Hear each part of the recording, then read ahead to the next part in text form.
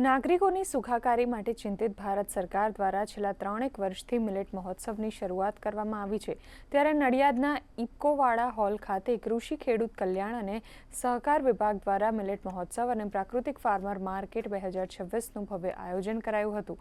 આ મિલેટ મહોત્સવમાં પ્રાકૃતિક ખેતી દ્વારા કરાયેલ મિલેટ તેમજ મિલેટ્સ મરી મસાલા અનાજ અને કઠોળના 4 સ્ટોલ્સ રાખવામાં આવ્યા હતા, જેઓ જાડુ અનાજ, તેના વિવિધ લોટ તેમજ ઘઉં અને ઘીનું પ્રદર્શન સહ વેચાણ કરવામાં આવ્યું હતું।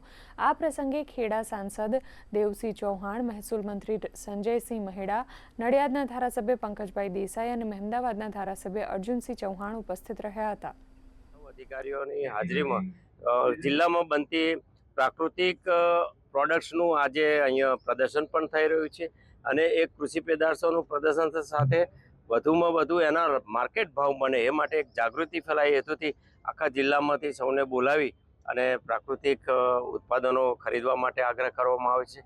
આપણે જાણીએ છીએ કે દેશના યશસ્વી પ્રધાનમંત્રી આદરણીય મોદી સાહેબના આગ્રહથી યુએને પણ શ્રી અન્ન સૌથી વધારે ખાવામાં આવે એવો આગ્રહ વિશ્વને કર્યો છે। ભારત સરકાર પણ 2023 પછી દર વર્ષે મિલેટ્સ ઉત્સવ કરી રહ્યું છે, મિલેટ્સ વર્ષની ઉજવણી કરી રહ્યું છે। આજે 2025-26માં પણ મિલેટ્સ એટલે કે શ્રી અન્ન વધુમાં વધુ પ્રોડક્શન થાય, વધુમાં વધુ લોકો સુધી પહોંચે અને શ્રી અન્નના ફાયદા ભારતના નાગરિકોને મળે